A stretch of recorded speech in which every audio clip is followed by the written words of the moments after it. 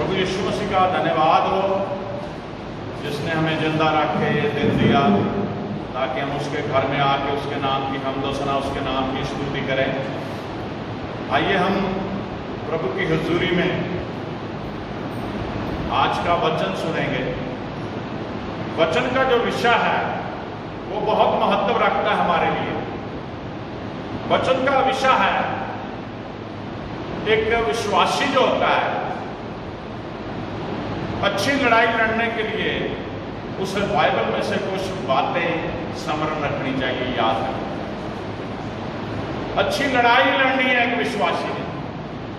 अच्छी लड़ाई मतलब ये नहीं किसी के साथ लड़ाई झगड़ा करना है।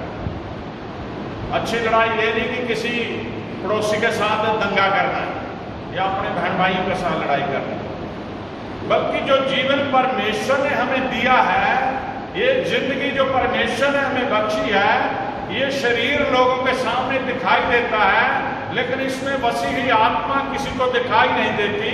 जब कोई इंसान शरीर के चलाए चलता है तो वो नाश हो जाता है, लेकिन जब कोई इंसान आत्मा के चलाए चलता है तो अच्छी लड़ाई लड़ता है। बोलो हालेलुया। हमने पौलुस जो तीमुथियुस को बोलता है, तीमुथियुस को कहता है कि तू अच्छी लड़ाई लड़। लोग क्या करते हैं? दौलत का लालच करते हैं। लोग क्या करते हैं? दुनियावी चीजों का लोभ करते हैं। लेकिन जो परमेश्वर के साथ चलता है उसे धन दौलत का या दुनियावी चीजों का लोभ नहीं होना चाहिए, क्योंकि बाइबल में प्रभु ने लिखा है कि सबसे पहले तू मेरे धर्म और राज्य की खोज कर, दुनिया की हर भली वस्तु तुम्हें अपने आप मिल जाएगी। बोलो हालेलुया। अगर अच्छी लड़ाई लड़नी है तो उसे पढ़ने के लिए हम देखेंगे पौलुस तीमुथियुस को क्या कहता है।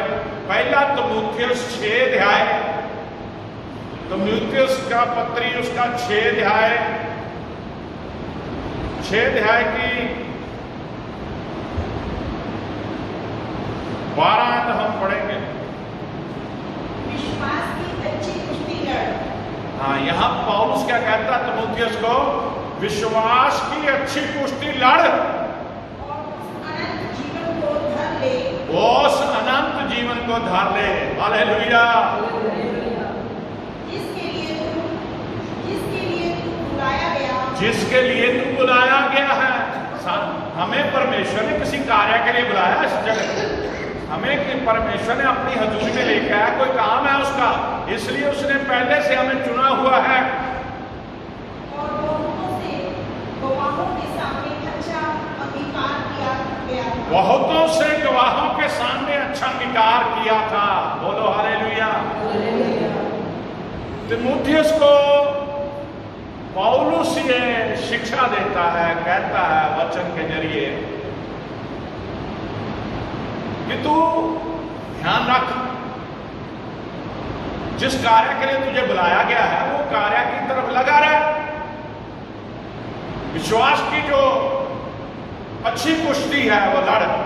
हम देखते हैं अखाड़े में जब 2 पहलवान लड़ते हैं, एक को विजय उसी को मिलती है जो ताकत भी दिखाता है, जो दिमाग से काम लेता है। सिर्फ ताकत ही अखाड़े में काम नहीं करती, बल्कि जिसे दाव पेच कहते हैं वो भी काम करते हैं।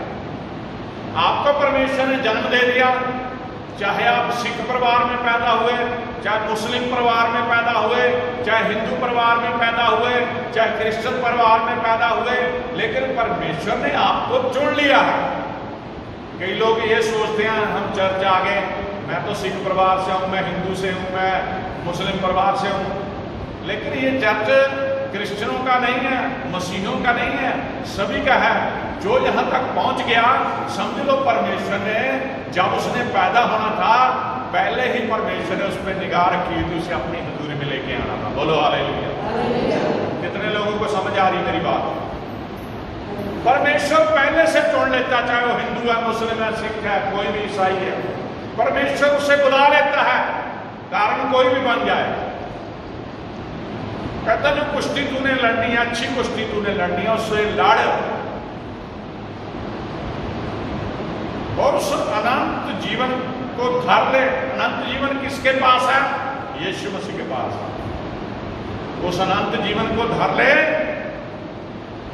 जिसके लिए तू बुलाया गया और बहुत से गवाहों के सामने अच्छा अंगीकार किया। हालेलुया। जब हम यहाँ प्रभु की हजूरी में आते हैं तो बहुत सारे जो लोग हमारे इर्द गिर्द बैठे हैं ये गवाह बन जाते हैं परमेश्वर के सामने। आप खड़े होकर यहाँ बोलते हैं, गवाही देते हैं, तो इतने लोग सुन रहे हैं, वो गवाह बन गए हैं। आप खड़े होकर यहाँ तौबा करते हैं, प्रभु मैं आपको अंगीकार करता हूँ, प्रभु मैं आपको अपना मुक्तिदाता मानता हूँ, प्रभु मैं आपके पीछे चलूंगा, प्रभु मैं अपना जीवन बदलता हूँ, प्रभु मैं बुराई को छोड़ दूंगा, प्रभु मैं तौबा करता हूँ। इतने लोग जितने भी वहां बैठे अंगीकार करने के आपने उनके सामने वो गवाह बन गए हैं आपके। अब जिस समाज में आप चल रहे फिर रहे हो उनको पता है कि ये हर इतवार या हर जब भी प्रभु की बंदगी होती है ये प्रभु के घर में जाता है तो आपके गवाह बन गए हैं वो। हालेलुया। कई लोगों को शर्म आती है यहाँ आने से, कई लोगों को शर्म आती है यीशु मसीह के पीछे आने से। मैंने बहुत बार प्रचार कर दिया, आपको बताया है इस हिंदुस्तान में ऐसा प्रचलन है जो लोग कोई राधा स्वामी सत्संग में जाता है उसको कोई प्रॉब्लम नहीं, किसी को किसी भी धर्म से हो किसी भी जात से हो, अगर चला गया बड़े खुश होते हैं सत्संग में गया है। अगर कोई निरंकारी सत्संग में जाता बड़े खुश होते हैं, कोई गुरुद्वारे जाता बड़े खुश होते हैं, मुस्लिम किसी मजार पे जाता बड़े खुश होते हैं। लेकिन अगर कोई चर्च में आ जाए, यीशु मसीह के सामने आ जाए, यीशु मसीह के आगे दुआ करने के लिए आ जाए तो सभी को बहुत तकलीफ होती है। उल्टे सीधे बातें बोलते हैं, उल्टी सीधी बातें बनाते हैं। क्यों? क्योंकि सच्चाई लोगों को बर्दाश्त नहीं होती। बाइबल एक ऐसा पवित्र शास्त्र है, ऐसा पवित्र वचन है जो दो धारी तलवार का कार्य करता है। जो इसे पढ़ता है उसका भी दिल छिद जाता है, जो इसे सुनता है उसका भी दिल छिद जाता है। हालेलुया। यीशु मसीह ने एक शब्द कहा था पक्की फरीसियों से कि जिस पत्थर को राजमिस्त्रियों ने निकम्मा जाना वही कोने का सिरा बन गया। हालेलुया। जो उस पत्थर पे गिरेगा चकनाचूर हो जाएगा, जिस पे वो पत्थर गिरेगा वो उसे चूर चूर कर देगा। आमीन। यीशु मसीह ने अपने लिए कहा था, यीशु मसीह के वचन सच्चे वचन है, यीशु मसीह की वाणी सच्ची वाणी है। लोगों को बर्दाश्त नहीं होती। जो पाप करना जिनकी फितरत है, जो सिर्फ पाप में जीवन जी रहे हैं उनको बर्दाश्त नहीं होता प्रभु का वचन। क्योंकि लोग चाहते हैं खाओ पियो ऐश करो वाली कहावत पे चलना चाहते हैं। कोई नहीं चाहता मुझे पाप छोड़ दे, कोई नहीं चाहता, यीशु मसीह चाहता है सिर्फ पाप छोड़ के बेटे बेटी मेरे पास आ जा। लोग इस बात को बुरा मानते हैं। अगर आप किसी को कहो कि आप पाप छोड़ दो, कहेगा पहले अपनी मंजी के नीचे सोटा फेर के देख। कोई अपने आप को पापी नहीं मानता, लेकिन रोजाना हम पाप करते हैं, झूठ बोल के पाप करते हैं, कोई हेरा फेरी करके पाप करते हैं, किसी के साथ जलसी करके पाप करते हैं, किसी के प्रति बुराई रख के पाप करते हैं, किसी का बुरा करके पाप करते हैं, किसी को गाली दे के पाप करते हैं, किसी को मजाक करके पाप करते हैं, किसी के विरुद्ध बोल के पाप करते हैं। इतने पाप अगर मैं गिनाऊं तो आप गिन नहीं सकते। इंसान रोज करता है ये पाप, फिर कहां से कहता मैं पापी नहीं। अब सवाल यह है कि पौलुस ने तीमुथियुस को यह क्यों कहा कि अच्छी कुश्ती लड़। अगर आप 6 की 3 ऐसे पढ़ दो तो बहुत अच्छा होगा, सभी को समझ आ जाएगा जो नए बहन भाई आए। यदि कोई और प्रकार का उपदेश देता है और खरी बातों को अर्थात हमारे प्रभु यीशु मसीह की बातों को और उस उपदेश को नहीं मानता जो भक्ति के अनुसार है। यहाँ पौलुस क्या कह रहा है? झूठी शिक्षा और धन का लोभ जो लोग करते हैं, यदि कोई और ही प्रकार का उपदेश देता और खरी बातों को अर्थात हमारे प्रभु यीशु मसीह की बातों को और उस उपदेश को नहीं मानता जो भक्ति के अनुसार है, तो वह अभिमानी हो गया, तो वो इंसान अब कमंडी हो गया है, अभिमानी हो गया है, और कुछ नहीं जानता, कुछ भी नहीं जानता वो मसीह के बारे में। पर उस विवाद और शब्दों पर तर्क करने का रोगी है। उससे विवाद और शब्दों पर तर्क करने का रोग है। विवाद करना, तर्क में भी झूठे सीधी बातें बनाई जाना, उसे बीमारी लगी हुई है। जिसे डाह जिससे डा खारबाजी जो करते हैं, डा झगड़े जो मैंने अभी कहा जो पाप लोग करते हैं, और निंदा चुगलियां जो करते हैं, और बुरे बुरे संदेश देते हैं, खुदा के संदेश नहीं देते, परमेश्वर के बातें नहीं बताते। हाँ, उन मनुष्यों में व्यर्थ रगड़े झगड़े उत्पन्न होते हैं, उनकी क्या, जिनकी बुद्धि क्या है, बिगड़ गई है,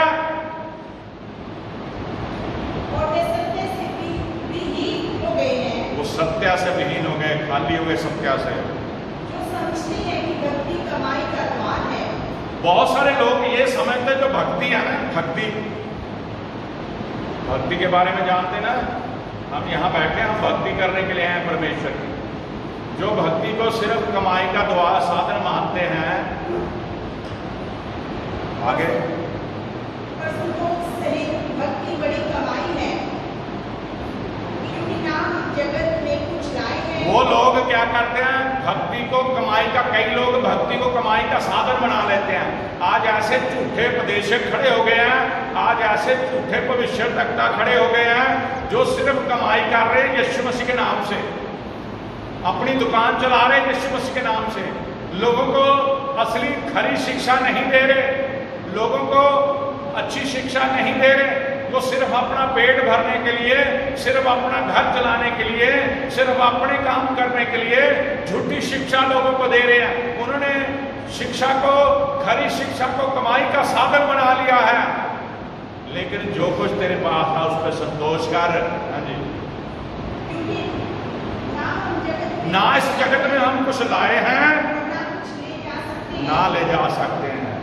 यदि हमारे पास खाने और पहनने को हो तो उन्हीं पर संतोष करना चाहिए। सुन लिया भाई, अगर हमारे पास खाने के लिए प्रभु रोज रोटी दे रहा, सभी को दे रहा, तो बोलो खाने के लिए रोटी, पहनने के लिए कपड़ा, ना इसी पे करा संतोष करो, खुश रहो कि रोटी भी मिल रही है, कपड़ा भी मिल रहा है। पर जो धनी होना चाहते हैं, पर जो लोग धनी होना चाहते हैं, अमीर, आज क्या है, लोग यही, हर कोई, मैं आप सब लोग क्या है, धनी होने के लिए दौड़े भागे कर रहे हैं। मकान भी बन गया, कार भी ले ली, बच्चे भी प्रभु ने दे दिए, घर में सारे सुख साधन आ गए, फिर भी कहता नहीं कुछ नहीं, अभी और धन चाहिए। हर समय धन मांगते रहते हैं, हर समय परमेश्वर कहते हैं मुझे दे दे, मुझे धन दे। धन के लोभी हैं, दोबारा ये शब्द पढ़, जो लोग धन के लोभी हैं, जो लोग धनी होना चाहते हैं, वे ऐसी शिक्षा और फंदे और बहुत सी व्यर्थ और हानिकारक लालसा में फंसते हैं। हाँ, और जो धनी होना चाहते हैं वे ऐसी शिक्षा और फंदे और बहुत सी व्यर्थ और हानिकारक लालसाओं में फंसते हैं। तभी बड़ा पाप करता है इंसान धनी होने के लिए। हाँ जी, जो मनुष्यों को बिगाड़ देती है, जो मनुष्यों को बिगाड़ देती है और विनाश के समुद्र में डुबो देती है, विनाश के समुद्र में डुबो देती है। आमीन। क्योंकि रुपए का लोभ सब प्रकार की बुराई की जड़ है। क्योंकि रुपए का लोभ सब प्रकार की बुराई की जड़ है। रुपए से कत्ल हो जाते हैं, रुपए के लिए, रुपए के लिए जमीन जायदादों के लिए भाई भाई के दुश्मन हो जाते हैं, जमीन जायदादों के लिए इंसान झूठ बोलता है, रुपए के लिए, लालच के लिए इंसान सारे हथकंडे अपनाता है। क्योंकि रुपए का लोभ सब प्रकार की बुराई की जड़ है। जिसे प्राप्त करने का प्रयत्न करते बहुतों ने विश्वास से हटकर अपने आप को नाना प्रकार के दुखों से छलनी बना लिया है। आमीन। नाना प्रकार के दुखों छलनी बना रहे। इसलिए पौलुस से कहता है 12वीं आयत में, विश्वास की अच्छी कुश्ती लड़ और उस अनंत जीवन को धर ले जिसके लिए तू बुलाया गया और बहुत से गवाहों के सामने अच्छा अंगीकार किया था। बोलो हालेलुया, बोलो हालेलुया। फिलिपियों का खत आगे हम देखेंगे 3 अध्याय, फिलिपियों 3 उसकी 12 से 14 पढ़ दो। 3 की 12 से 14, फिलिपियों 3 उसकी 12 से 14 तक। ये मतलब नहीं कि मैं चुप, क्या बात, ये मतलब नहीं कि मैं आ चुका हूँ। हाँ, यहाँ पे देखो उसने पहले तीमुथियुस को पौलुस ने शिक्षा दी कि अच्छी कुश्ती लड़। और उस दौड़ में आगे क्या करना है, उसने ये फिलिपियों के खत में ये लिखा, यह मतलब नहीं कि मैं पा चुका। कई लोग ये सोचते हैं प्रभु ने मुझे जगत में भेजा, अब मैंने तो सब कुछ पा लिया, मेरे पास मेरे प्रभु ने मुझे मकान दे दिया, प्रभु ने मुझे गाड़ी दे दी, प्रभु ने मुझे बच्चे दे दिए, मुझे अच्छा पैसा आ रहा है, चाहे पेंशन आ रही है, या मैं तनख्वाह ले रहा हूँ, या बिजनेस मेरा अच्छा चल रहा है। ये सोचता है इंसान बैठ के मैंने तो सब कुछ पा लिया। हाँ जी।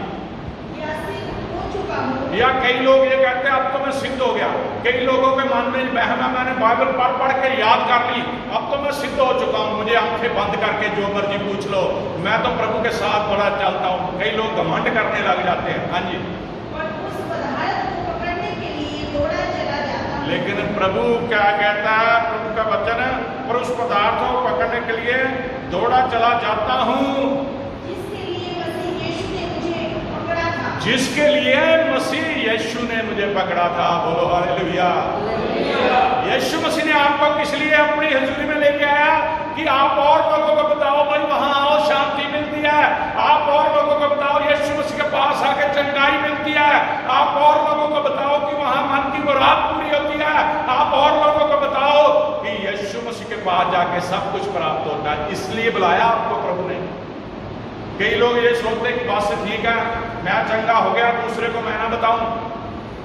लेकिन जो आपने सुना है, जो आपको मिला है, वो लोगों में बांटो मेरे बहन भाइयों। आप एक दुनियावी बात देखो, लोग प्रसाद बांटते हैं ना, तो बोलो हमारे प्रभु के शुरू में तो ऐसी कोई बात नहीं प्रसाद बांटने की, लेकिन मैं एक उदाहरण दे रहा हूँ। लोग उसको ले जा रहे हैं, अरे अच्छा जी, कई लोग उसको सिर से लगाते हैं, कि कुछ करते हैं, ऐसे करते हैं ना। लेकिन मेरे अजीज बहनों भाइयों, प्रभु ने आपको ये वचन का प्रसाद दिया है। हालेलुया। ये वचन जो आप सुन के यहाँ से जाते हैं, ये वचन जो आपके घर में पड़ा है, ये वचन एक प्रसाद है जिसे आपने भी खाना है, लोगों को भी खिलाना है। बोलो हालेलुया। कैसे खिलाओगे? अगर आप इसे पढ़ोगे नहीं, आपको क्या पता इसमें क्या लिखा है। अगर आप यहाँ कैसे सुनोगे नहीं, आपको पता क्या होगा कि प्रभु यीशु मसीह कौन है। बहुत सारे लोगों को यही नहीं पता प्रभु यीशु मसीह कौन है। आज पूरी दुनिया में सबसे ज्यादा यीशु मसीह को मानने वाले लोग हैं, लेकिन हिंदुस्तान के कोने कोने में बहुत सारे ऐसे लोग हैं जिन्हें यीशु मसीह के बारे में पता ही नहीं है। और जिन लोगों को पता है, जो शरारती हैं, वो डरते हैं कि अगर ये प्रसाद लोगों में बंट गया, अगर ये प्रसाद लोगों ने खा लिया, तो फिर और कोई प्रसाद नहीं खाएंगे, फिर यही खाएंगे। हालेलुया। वो डरते हैं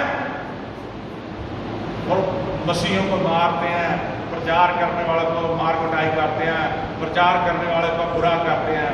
क्यों? उनको डर है कि अगर सभी यीशु मसीह को मानने लग गए, फिर उनकी वो धन की दुकानदारी बंद हो जाएगी, जो लोगों को मूर्ख बना के धन कमा रहे हैं। हालेलुया। आगे पढ़ो। भाइयों, मेरी भावना ये नहीं कि मैं पकड़ चुका हूँ। हाँ, हे भाइयों, मेरी भावना यह नहीं कि मैं पकड़ चुका हूँ, परंतु केवल यह एक काम करता हूँ कि जो बातें पीछे रह गई, जो बातें पीछे रह गई उनको भूलकर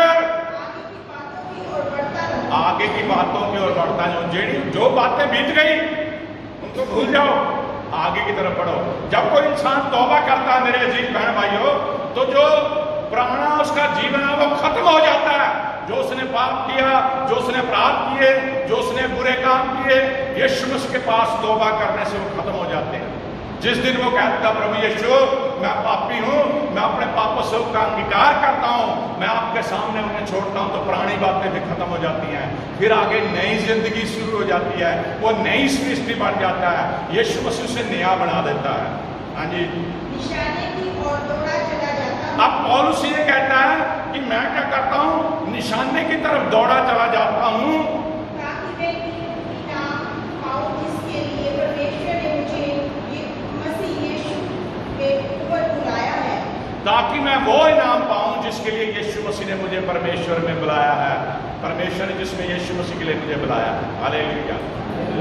आप देखते जब किसी ने एथलेटिक मीट देखी है, दौड़े देखी है, दौड़े तो पिस्टन को मारते हैं और बहुत सारे खिलाड़ी दौड़ते हैं, लेकिन अगर कोई बीच में थक जाए वो हार जाता है, जो बीच में स्लो हो जाए हार जाता है।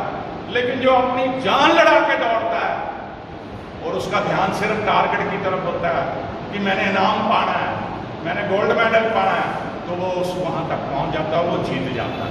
बोलो हालेलुया। यही कार्य प्रभु के बीच में आके है।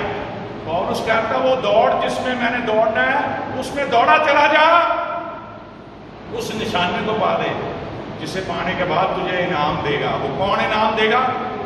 प्रभु यीशु मसीह। बोलो हालेलुया। कितने लोगों को समझ आ रहा वचन? जो सोए हुए बोलो हालेलुया।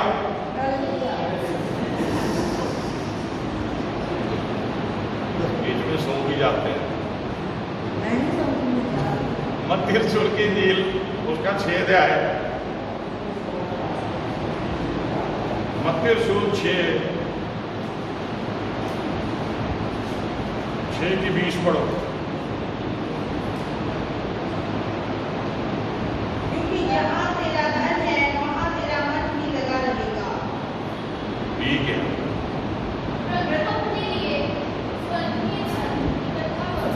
परंतु अपने लिए स्वर्ग में धन इकट्ठा करो, जहाँ ना तो कीड़ा काई ना काई बिगाड़ते हैं,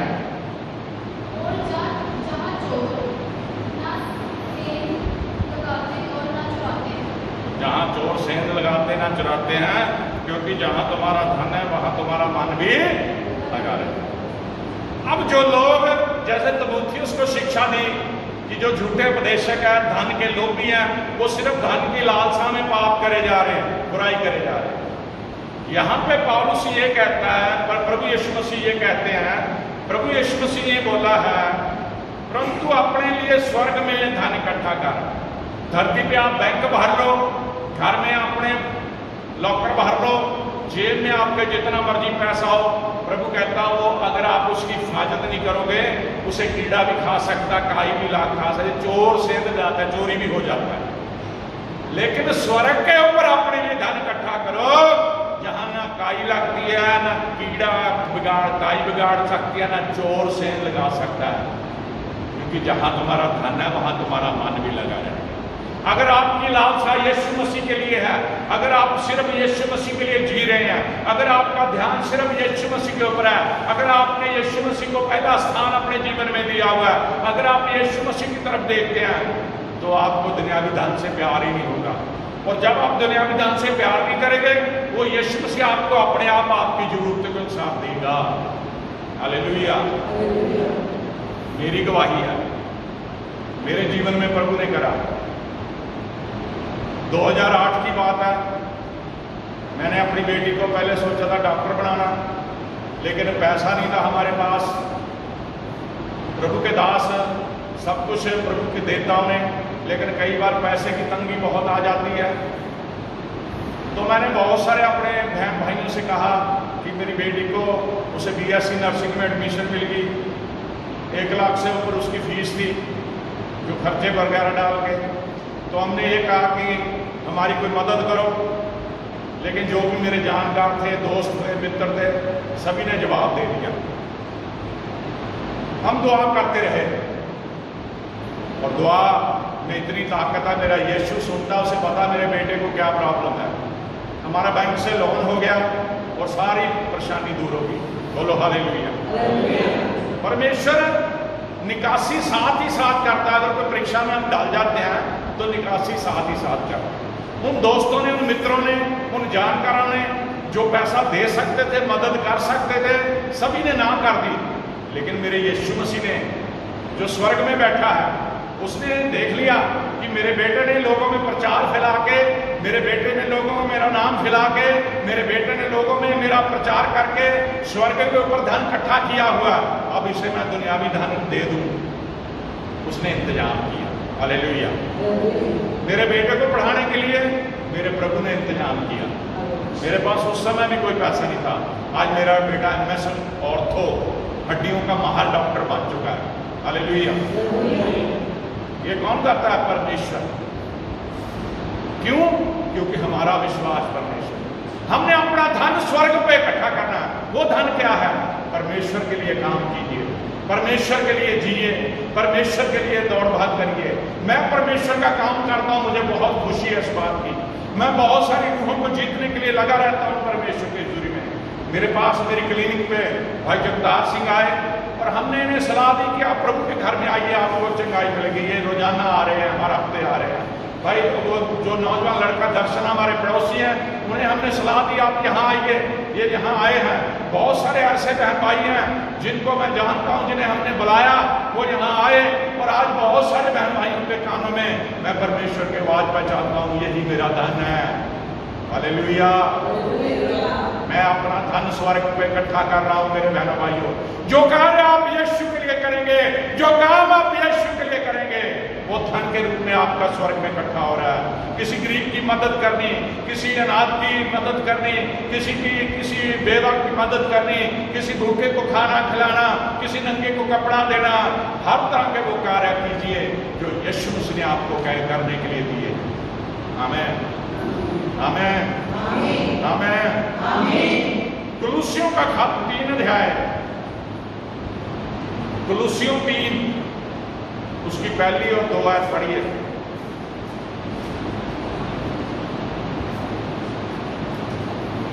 एक और 2।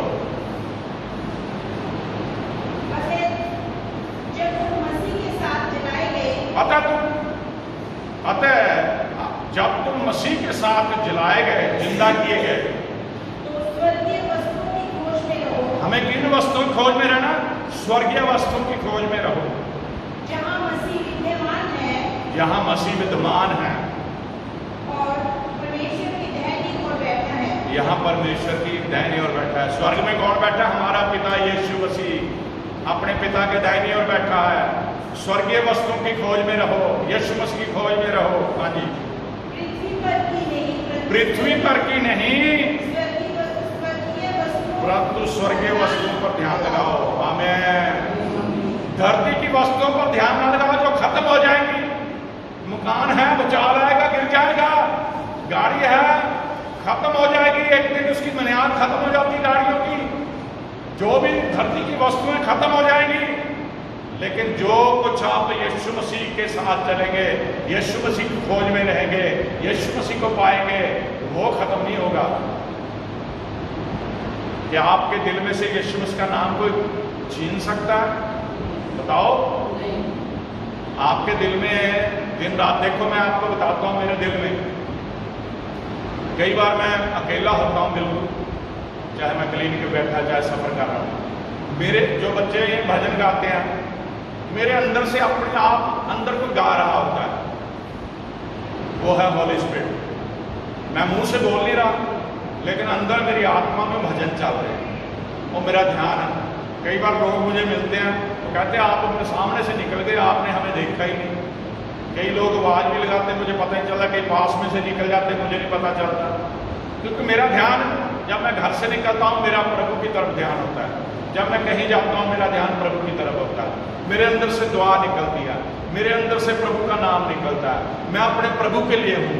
मेरे अजीज बहन भाइयों, मैंने पौलुस की उस बंदगी में सीखा है कि मेरा जीना मसीह के लिए, मर जाना लाभ है। जैसे पौलुस ये चाहता था कि अगर मैं जिंदा हूं तो उस प्रभु यीशु मसीह के लिए कार्य करूं, और अगर मैं मर गया तो मुझे लाभ है, क्योंकि मैं अपने प्रभु के सामने चला जाऊंगा, उसके मुंह को देखूंगा, उसके दर्शन करूंगा। बोलो हालेलुया। आज लोगों में यही बात नहीं है। लोग दुनियावी धन के पीछे भागे हुए हैं, लोग झूठे उपदेशकों के पीछे भागे हुए हैं। जहां ज्यादा भीड़ लगती है ना, लोग सोचते वहां ज्यादा काम होता है, लेकिन उनको ये नहीं पता वहां काम क्या होता है। सिर्फ चंगाई के लिए अपने आप को यीशु मसीह के साथ मत जोड़िए। अगर आपने यीशु मसीह को पा लिया, चंगाई अपने आप मिल जाएगी। अगर आपके अंदर यीशु मसीह आ गए, चंगे आप अपने आप हो जाओगे। Hallelujah, hallelujah, hallelujah. रोमियो का खत 14 अध्याय, रोमियो 14 अध्याय 17-18 पढ़ो। क्योंकि परमेश्वर का राज्य हाँ, अब देखो ये बड़े ध्यान से सुनना। यहाँ पे पौलुस कहता है क्योंकि परमेश्वर का राज्य खाना पीना नहीं है। मैं अपनी बात बताता हूँ आपको, मैं प्रभु की सेवा करता हूँ, मैं बहुत सारे घरों में जाता हूँ, कई बार वो गुस्सा मान जाते हैं, मैं पानी भी नहीं पीता, वो कहेंगे पानी पी लो, मैं नहीं पी के आया। वो कहेंगे चाय बनाते हैं, मैं नहीं मैं पीता नहीं चाय। खाना खा लीजिए, मैं नहीं खाता। एक दो घरों को छोड़ के मैं कहीं खाता पीता नहीं, क्योंकि मुझे शिक्षा मिली है।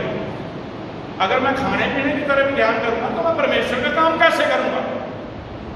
किसी घर में कई बार मैं आपको साफ बताता हूँ, कई बहन भाइयों के घर में बिस्किट नहीं होते एट अ टाइम अगर हम चले जाएं, कईयों के घर में दूध अभी नहीं होता, कईयों का तो होता है, कईयों का नहीं भी होता, लाना पड़ता है। अगर कहेंगे पादरी कहे ले आओ जी ठंडा ले आओ जाके, तो बेचारे पैसे ना उनके पास, और ठंडा कहाँ से लाएंगे वो कोई कहते ले आओ जी मीट धार दो, हम आ रहे हैं आज प्रेयर के लिए, और मीट खा के कहे पतीला भी रख दो साथ में हमारे।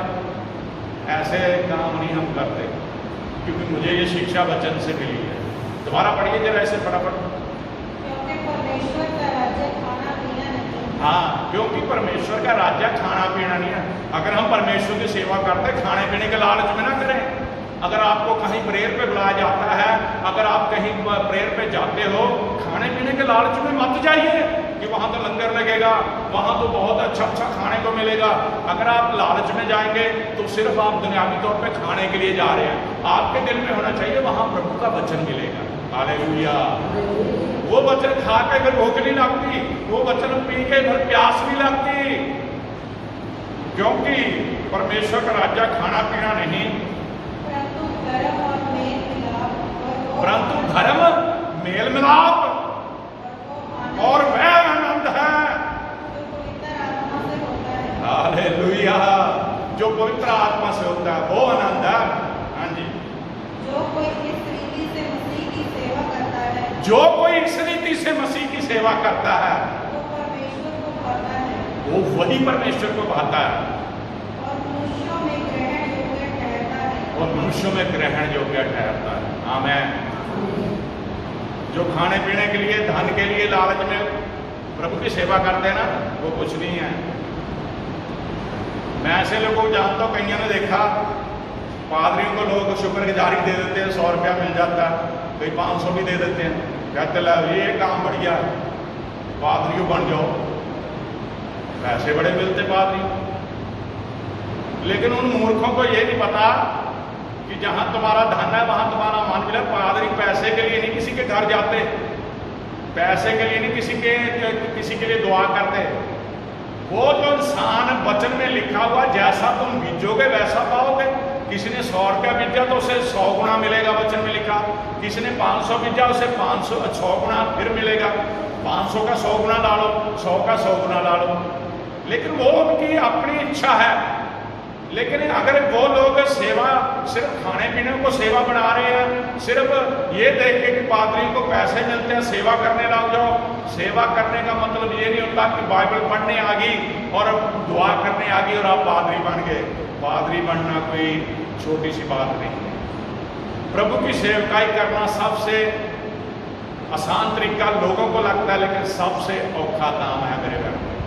अगर प्रभु का दास सही नहीं चलेगा, अगर प्रभु का दास आपको सही शिक्षा नहीं देगा, अगर प्रभु का दास परमेश्वर के वचन को पढ़ के आपको सही नहीं सुनाएगा, वो न्याय के दिन सजा का हकदार होगा।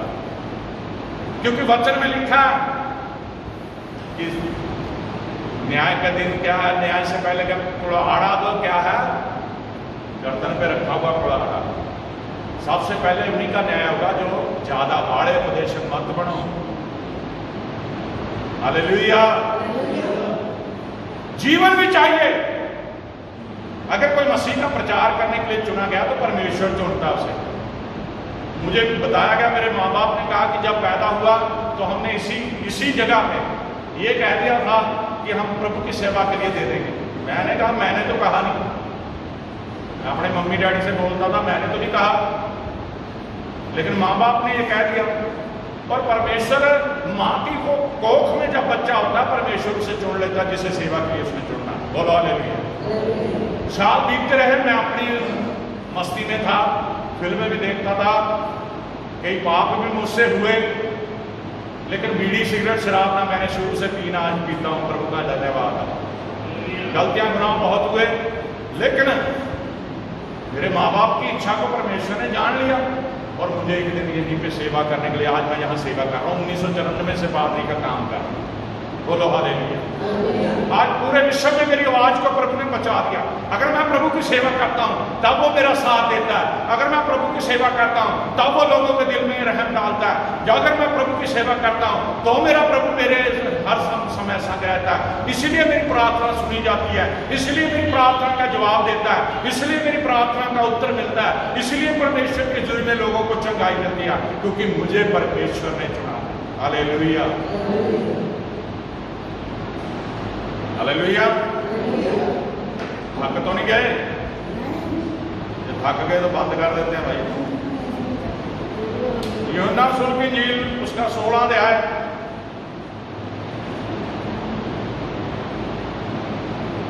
की 3 पढ़ो। ऐसा वे इसलिए करेंगे कि उन्होंने ना पिता को जाना है और ना मुझे जानते हैं।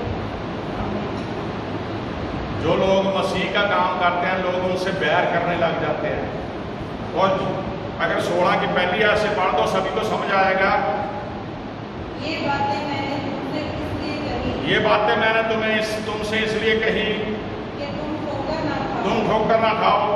वे तुम्हें खराब नाले में से निकाल, ये जो परमेश्वर का घर यहाँ से तुम्हें निकाल देंगे वो लोग। वरन वो समय आता है कि जो कोई तुम्हें मार डालेगा। ऐसा समय भी आएगा, प्रभु कह रहा है कि तुम्हें लोग मार भी डालेंगे।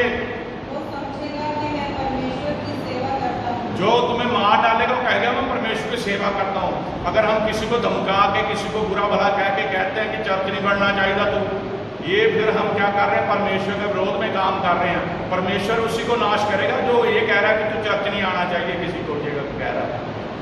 ऐसा वे इसलिए करेंगे कि उन्होंने ना पिता को जाना है और ना मुझे जानते हैं। हाँ, ऐसा वो इसलिए करेंगे क्योंकि उन्होंने ना पिता को जाना, ना मुझे। किसको नहीं जाना? यीशु मसीह को। बोलो हालेलुया। बस एक आयत और पढ़ के 2 पढ़ के आगे खत्म करेंगे। पहला पत्रस पहला अध्याय, हमारा वचन पूरा हो जाएगा। पहला पत्रस पहला अध्याय की 6-7 आयत पढ़ो। इस कारण तुम मगन होते हो, इस कारण तुम मगन होते हो, यद्यपि अवश्य है, जरूरी है। अभी कुछ दिन के लिए नाना प्रकार की परीक्षाओं के कारण दुख में हो, अभी कुछ दिनों के लिए नाना प्रकार के दुखों में हो। और वे इसलिए है कि तुम्हारा परखा हुआ विश्वास, हाँ, ये इसलिए है कि तुम्हारा परखा हुआ विश्वास, जो आग से ताए हुए नाशवान सोने से भी कहीं अधिक बहुमूल्य है। यीशु मसीह के प्रकट होने पर प्रशंसा और महिमा और आदर का कारण ठहरे। बोलो हालेलुया, बोलो हालेलुया। मेरे अजीज बहनों भाइयों, अगर आप अभी भी इस वचन को सुन के विश्वास में खड़े नहीं होते, अगर आपने अभी भी अपने आप को प्रभु को सरेंडर नहीं किया, अगर अभी भी आपने तौबा नहीं करी, तो प्रभु की हुजूरी में तौबा करें। यहाँ आने से शर्म ना करें और प्रभु के हुजूरी में बढ़ते जाइए, प्रभु के नाम में बढ़ते जाइए। अपनी दौड़ को दौड़िए, अपनी दौड़ को तब तक दौड़िए जब तक आप उस मुकुट को हासिल न कर लो जो स्वर्ग से आपको मिलेगा। मेरे अजीज बहनों भाइयों, यीशु मसीह आपसे प्यार करता है। मेरे अजीज बहनों भाइयों, यीशु मसीह आपको अपने गले से लगाना चाहता है। मेरे अजीज बहनों भाइयों, यीशु मसीह आपके ऊपर कृपा करना चाहता है। मेरे अजीज बहनों भाइयों, यीशु मसीह आपको अपने अनुग्रह से भरना चाहता है। मेरे अजीज बहनों भाइयों, यीशु मसीह के पास आइए ताकि यीशु मसीह आपको बहुत सारी बरकत दे। प्रभु के इस वचन पे उसके नाम में महिमा जलाल के साथ बहुत बड़ी आपको आशीष